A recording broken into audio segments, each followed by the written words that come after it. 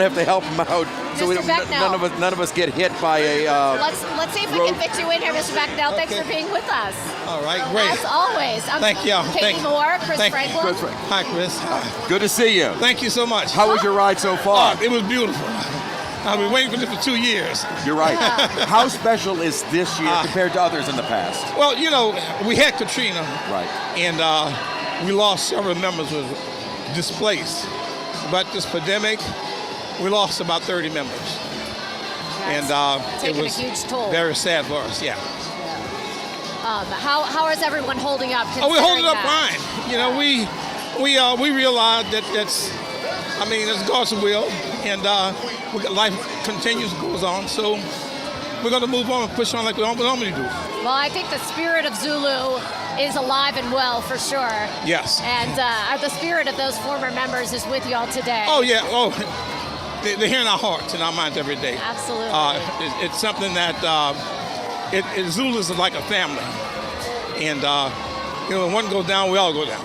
Yeah. So that's how we take it. Talk about the history of this crew. I mean, we've been touching on it a little bit, but you know, the fact that this crew really started in these neighborhood groups in New Orleans that have such a history. I mean, can you talk a little bit about what this crew means to the city? Well, it means a lot because when the organization got started, it was actually started under the principle of the benevolent societies.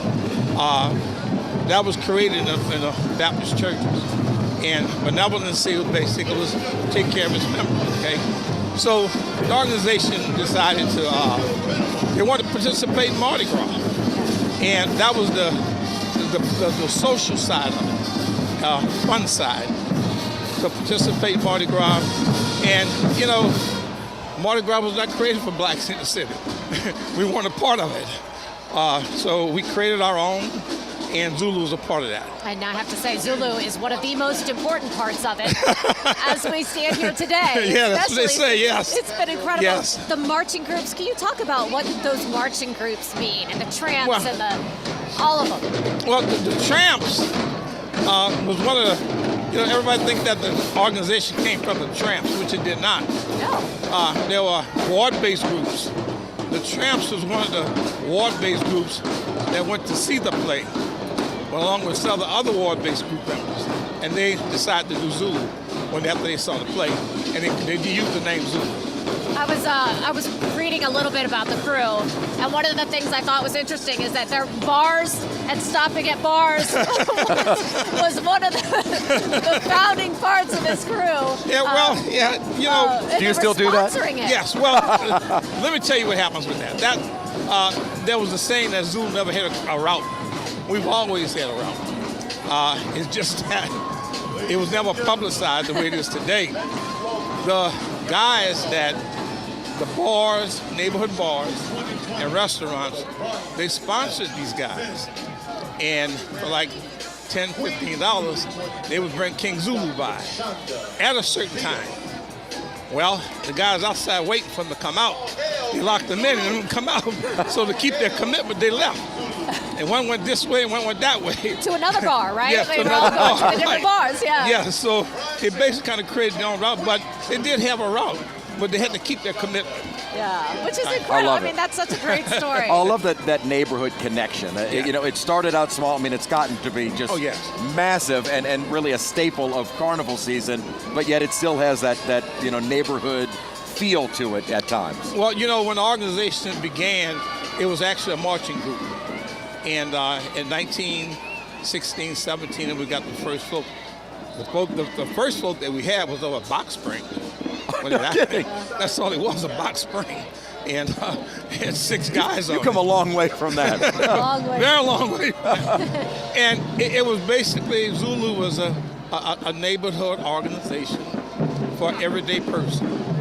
The guys that founded the organization, they were laborers. They worked on the riverfront. And the opportunities that we have today, our members just did not have back in those days. Educational opportunities, career opportunities, did not have that. Today we have more than that. And that's why you see what we see today. It evolved up from that. And where do you see the future of Zulu going? Larger, getting bigger. Really? It's going to get big. It's going to get Is there a waiting list of men, women that want to join, and we've got marching clubs that want to march? What we did in the 1980s is that the demand to join Zulu was so great. We had about 100 individuals waiting on a waiting list. And we created what was called associate membership. Those are guys that are waiting to get to the full membership. So rather than lose their interest, we created what was called associate membership. And we made them members, they're just not full-fledged members. So when there's an open in the regular ranks, we'll take from, that's where we pull from. Now, no kidding. When we're standing out on the parade route and we're reaching for a coconut, who all is riding in this parade? I mean, where are all these people from? Are they from New Orleans or are they from all over? They are all over the country. Yeah. The float captains are responsible for getting their own riders. Okay. And they solicit riders all over the country. You know, you're not just having this individuals from New Orleans. You got them from all over. Corporate America decided to use the ride in the Zulu parade as an incentive to their workers. Wow. That'd be an incentive. Yeah. That'd be a pretty nice incentive. So they fly these workers in, as a reward just to be in the Zulu parade. That's amazing. And they enjoy that. And yes. What do you hear from them after they're done? I can't even They want to come back. You know, when bet somebody they do. from Cleveland comes down to New Orleans Yes. for a couple of days. Yes, they want to come back. And they ride, and matter of fact, what we did, that was another aspect that happened to us, is that when these riders came into the city and they rode the Zulu parade, we created another float that was called the Friends of Zulu. Oh, no. Strictly for that reason. Nice. And it has gone from one float to two floats now. And it'll probably get bigger than that. It's going to get larger. We had to cut it off because the demand was, we had to cut it off. We just couldn't get the number of floats. Right. You Yeah. can only accommodate Right. so many. Right, Yeah. right. So we're accommodating. You got about over 100 of them there now. Wow. Yeah. That's yeah. amazing. Yes, That's amazing. yes, Did you yes. ever, I mean, I'm sure you imagined it would get this big, but Well, we thought it was we knew it was going to get big. We didn't think it was going to get this big. this big. Well, I don't want to age you, but when did your involvement in Zulu begin? My involvement began in '81. Okay. I joined the organization in So you've been 81. doing it for 40 years. Yes, yes. And how has it grown in just your tenure? How have you seen it change? Oh, it has changed tremendously. We started out with, when I joined the organization, it was 275. Now we're up to 800. Wow. Okay. And still growing, as you said. Right, the parade was smaller. We had about 12 to 15 floats.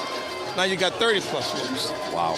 Okay, so it has grown tremendously. We brought back several of the marching groups that were in the original parades. We brought those back, and these guys just keep coming and coming. And I think that's what makes Zulu so special. I mean, you know, all the parades have floats. They all have Right. their signature throw. But the number of bands and marching clubs seems to be far more than really any of the other parades in Carnival. Well, that's another story. Some of the bands that you see now, these high school bands, they do fundraisers to come to mardi-gras to play in the Zulu parade. So this is their goal for the year, Yes. is to come to Zulu. This is their goal for the year, to come to Zulu and march in the Zulu parade for Mardi Gras. And we have all the bands in the high schools. So we really not short of bands or anything. These kids, they want to come to Mardi Gras, but they want to be in the Zulu parade. That's where they want to be. I don't blame them. I don't blame them at all. No, Not at look all. At this. This has been such a phenomenal day, too. Yes, that's what they want to How do. lucky are we that this weather is perfect and you really just get to enjoy every minute of this, since we didn't have it last year, Yeah. especially. It was a little cold this morning, but I still got my coat on. But, In the shade, it's chilly. In the It's shade, chilly, but it was. Hey, look, we're thankful for this. We're really thankful for this, and we're glad to be back. And we needed this. This is something we need. To us, this is normalization now. Right. You know, we've accepted the fact that the pandemic is here. Yeah. We got to live with it, and thank God for scientists that came up with the vaccine to fight this thing. You know, so we. But a shame for those that we've lost, and you said a number of your crew yeah. members. Well, sometimes those things happen. You know, someone have to sacrifice the other to get it right. And I think they basically kind of got it right this time. I think they do. Yeah. Well, we can't thank you enough for joining Yeah. us. We love your Okay. perspective and your history. The history and of your it, fun yeah. having you every time you come and join us. I enjoy coming with you guys every year. Thank y'all It's so great. much. Really, thank Thank y'all. you, and have a Okay. fantastic Great. ride. Are you Mr. getting back Becknell, on? thank you, They're going to let me back on down the street. Oh, good. Oh, nice. good. They're Good. waiting for you. All right, good, wait good. for me. It doesn't continue without you. No, thank you so much. Thank you. Thank you so Okay. much for All right.